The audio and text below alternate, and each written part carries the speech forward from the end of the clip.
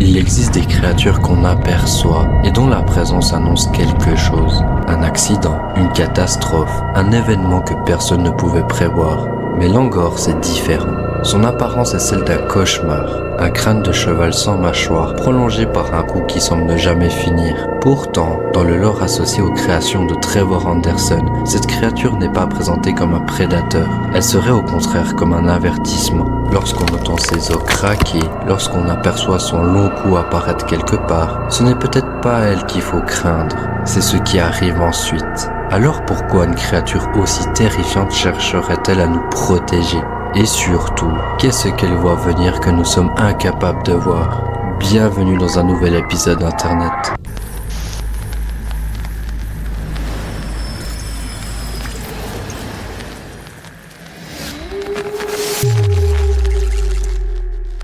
Chapitre 1. La rencontre.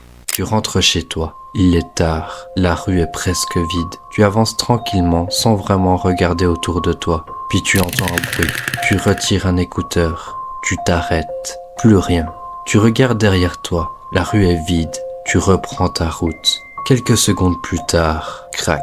Cette fois, le bruit vient d'au-dessus de toi. Tu lèves les yeux. Rien. Seulement le ciel noir et les branches des arbres. Tu continues. Puis tu arrives devant chez toi. Tu sors tes clés. Et juste avant d'ouvrir ta porte, tu aperçois quelque chose au-dessus du toit. Tu crois d'abord à une branche, puis elle bouge. Un crâne apparaît, un crâne de cheval, sans mâchoire. Tu restes immobile. Derrière lui, quelque chose descend lentement. Une vertèbre, puis une autre, puis encore une autre. Son cou continue de descendre. Il passe derrière le toit, réapparaît de l'autre côté de la maison, puis disparaît dans l'obscurité. Tu ne vois même pas où il se termine. La créature te regarde. Elle ne bouge pas, elle ne t'attaque pas, elle ne fait rien. Puis, crac, tu recules. Le crâne tourne légèrement et soudain, il disparaît. Tu restes seul devant ta maison. Tu regardes autour de toi. Rien. Tu entres. Tu verrouilles la porte. Tu essaies de te convaincre que tu as simplement mal vu. Mais quelque chose te dérange. Pourquoi cette créature était-elle là ? Tu montes dans ta chambre. Tu éteins la lumière. Puis tu entends à nouveau le bruit. Crac.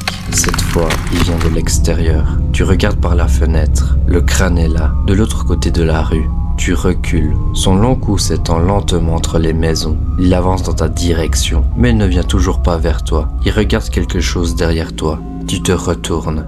Rien. Tu regardes à nouveau par la fenêtre. Le crâne est toujours là. Puis tu comprends. Il ne te regardait pas. Il regardait au-delà de toi. Quelques secondes passent, la créature recule, son long cou disparaît derrière les bâtiments, puis tout redevient silencieux. Le lendemain matin, tu apprends qu'un accident s'est produit dans la rue voisine quelques minutes après ton retour. Et soudain, le bruit de cette nuit prend un tout autre sens. Tu pensais avoir rencontré un monstre. En réalité, tu venais peut-être de rencontrer quelque chose qui essayait de te sauver. Chapitre 2. Les origines. Langor n'a pas commencé comme une légende racontée pendant des générations.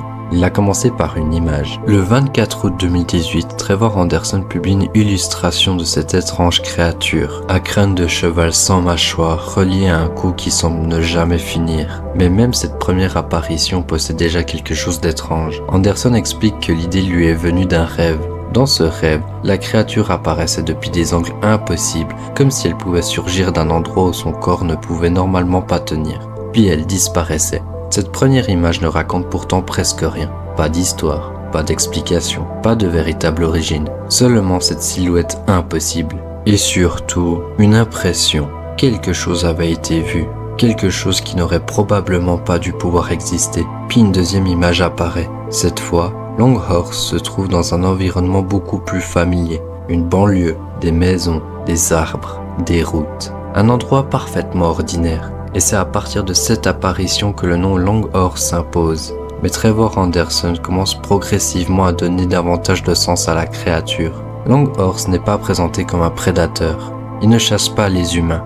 Il ne cherche pas à les tuer. Au contraire, il semble apparaître lorsqu'un événement dangereux est sur le point de se produire. Un accident, une catastrophe, quelque chose que les humains ne peuvent pas encore prévoir. Et son apparition devient alors un signal. Si tu vois Longhorse, ce n'est peut-être pas lui qu'il faut fuir, c'est ce qui vient après. Cette idée est ensuite renforcée par une autre image particulièrement étrange. Une ancienne représentation montrant Longhorse entouré de plusieurs humains, comme si la créature existait bien avant Internet, bien avant les photographies, bien avant les histoires racontées sur les réseaux sociaux.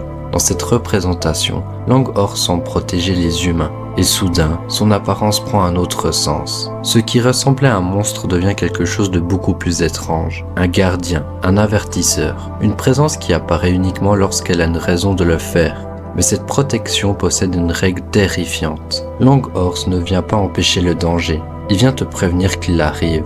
Et parfois, il est peut-être déjà trop tard pour l'éviter. Au fil des publications de Trevor Anderson, son cou devient également une partie essentielle de son identité. Il peut se plier, se tordre, créer de nouvelles articulations. Et surtout, il ne semble pas obéir aux règles normales de l'espace. Son corps peut apparaître autour d'un bâtiment, disparaître derrière un mur, puis réapparaître beaucoup plus loin.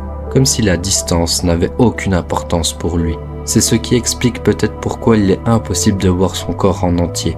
Tu vois son crâne, tu vois une partie de son cou, puis le reste disparaît quelque part hors de ton champ de vision. Mais où finit-il réellement? Personne ne semble le savoir. Et peut-être que même cette question n'a pas de réponse. Parce que Longhorse n'est pas présenté comme un animal avec un corps gigantesque. Il ressemble davantage à quelque chose qui traverse notre réalité. Une créature capable de passer là où un être normal ne pourrait jamais passer. Et plus son histoire se développe, plus une idée apparaît. Longhorse n'est peut-être pas là pour être compris, il est là pour être remarqué. Parce que si tu vois son crâne au bout d'une rue, si tu entends ses os craquer au-dessus de toi, ce n'est peut-être pas une rencontre, c'est peut-être un compte à rebours. Et si Longhorse connaît réellement les catastrophes avant qu'elles arrivent, alors une question devient beaucoup plus inquiétante. Depuis combien de temps nous observe-t-il avant que nous remarquions enfin sa présence? Chapitre 3.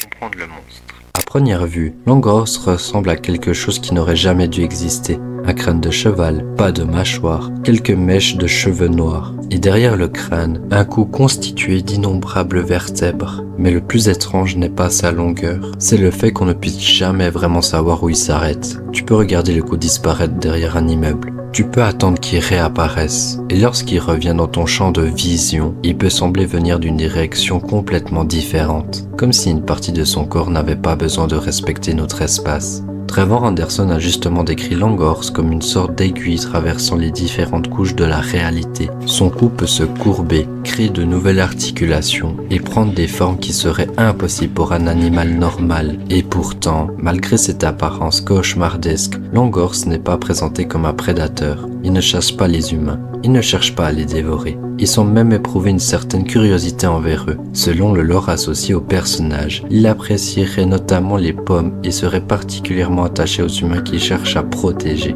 Mais sa véritable particularité est ailleurs. Longhorse semble savoir ce qui va arriver. Lorsqu'il apparaît, quelque chose de dangereux pourrait être sur le point de se produire. Et le signe le plus reconnaissable de sa présence est ce bruit. Crac, son cou se plie comme un doigt. Une nouvelle articulation apparaît, puis une autre.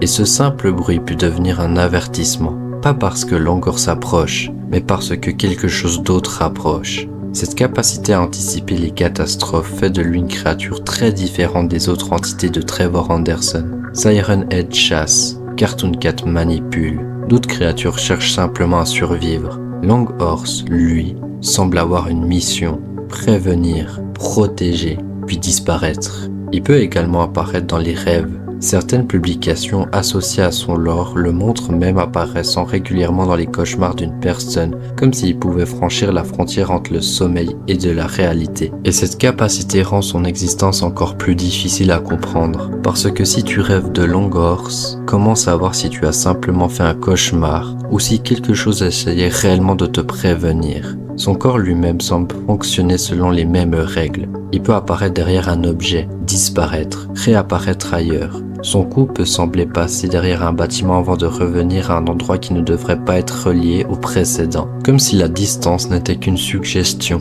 Et plus on cherche à comprendre son anatomie, plus elle devient impossible à représenter. Trevor Anderson a même expliqué que si Longhorse possède réellement un corps complet, celui-ci ne serait probablement pas quelque chose que l'être humain pourrait représenter ou comprendre. Ce que nous voyons ne serait qu'une partie de quelque chose de beaucoup plus grand. Mais malgré tout ce mystère, Longhorse reste étrangement rassurant. Parce que lorsque son crâne apparaît au loin, tu peux avoir peur, tu peux courir, tu peux fermer les rideaux, mais tu dois peut-être faire exactement l'inverse. Regarder, écouter, attendre. Parce que le craquement que tu viens d'entendre n'est peut-être pas une menace. C'est peut-être le seul avertissement que tu auras. Et si Longhorse apparaît réellement pour prévenir les humains, alors le plus inquiétant n'est pas de savoir comment il peut nous trouver, c'est de comprendre comment il sait toujours ce qui va arriver. Chapitre 4. Pourquoi cette entité a marqué Internet?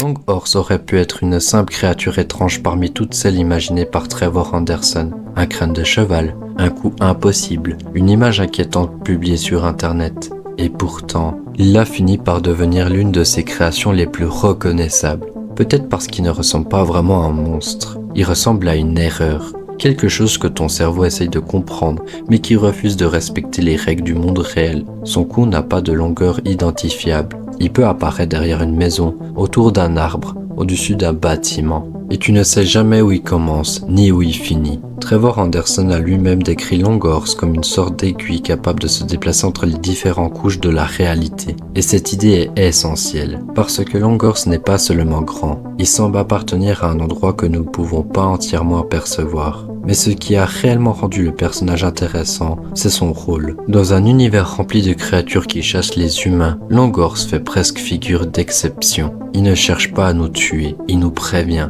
Son apparition peut annoncer qu'une catastrophe approche, un craquement, une silhouette au loin, un long coup qui apparaît là où il ne devrait pas pouvoir être. Et soudain, ce qui ressemblait à une apparition devient un avertissement. Cette inversion est probablement l'une des meilleures idées de Trevor Anderson. Normalement, lorsque tu vois un monstre, tu cours. Avec Longhorse, tu devrais peut-être faire l'inverse. Tu devrais regarder, parce que le monstre n'est peut-être pas le danger, il est peut-être la seule chose qui essaye de te prévenir. Cette idée a également permis à la communauté de construire énormément de théories autour du personnage. Certains ont cherché à comprendre ce qu'il était réellement, un animal, une entité surnaturelle, une créature interdimensionnelle, une sorte de gardien. Certaines interprétations vont même jusqu'à l'associer à une figure angélique, mais ces interprétations doivent rester des théories. Ce que les publications attribuent à Trevor Anderson établissent surtout, c'est son caractère bienveillant, sa capacité à prévoir certains dangers et son rôle de protecteur. Et c'est justement cette zone d'ombre qui a permis à Longhorse de fonctionner aussi bien sur Internet.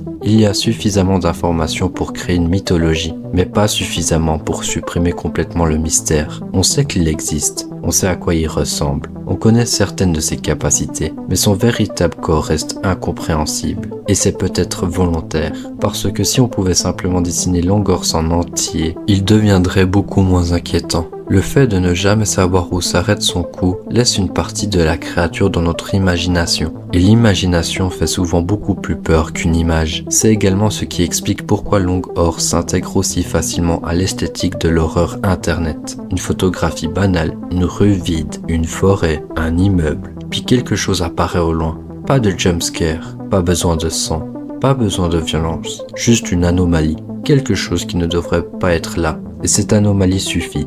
Longhorse représente finalement une forme très particulière d'horreur. La peur de voir quelque chose que notre cerveau ne peut pas expliquer, tout en découvrant que cette chose pourrait être la seule présence bienveillante dans la pièce. Et peut-être que c'est pour cela que son image reste aussi mémorable. Parce que lorsque tu aperçois son crâne au bout d'une rue, tu ne sais jamais quelle pensée doit arriver en premier. Qu'est-ce que c'est?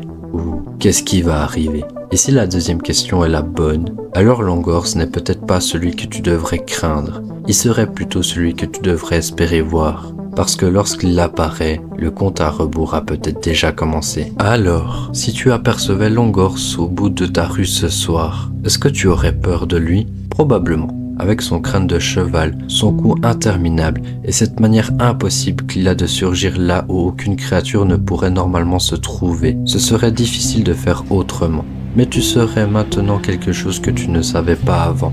Longhorse n'est peut-être pas celui que tu dois craindre. Son apparition pourrait être un avertissement, un signe que quelque chose approche, un accident, une catastrophe, un danger que tu ne peux pas encore voir. Et c'est ce qui rend cette créature si particulière, parce que certains monstres apparaissent pour provoquer la catastrophe. Longhorse semble apparaître pour essayer de l'empêcher. Dans les publications et le lore associé à Trevor Anderson, il est présenté comme une entité bienveillante, capable de prévoir certains dangers et cherchant à protéger les humains. Mais imagine maintenant que tu sois seul, tu regardes par la fenêtre, la rue est calme, puis tu entends, crac, tu lèves les yeux, un long coup apparaît derrière les maisons. Tu reconnais immédiatement le crâne. Longhorse est là, et pendant quelques secondes, tu ne sais pas quoi faire. Tu pourrais fermer les rideaux, te cacher, faire comme si tu n'avais rien vu. Mais peut-être que cette fois, tu devrais regarder. Parce que si Longhorse est réellement venu te prévenir, alors la question n'est plus de savoir pourquoi il est là. La vraie question est, qu'est-ce qui arrive après ton apparition? Bonne soirée Internet.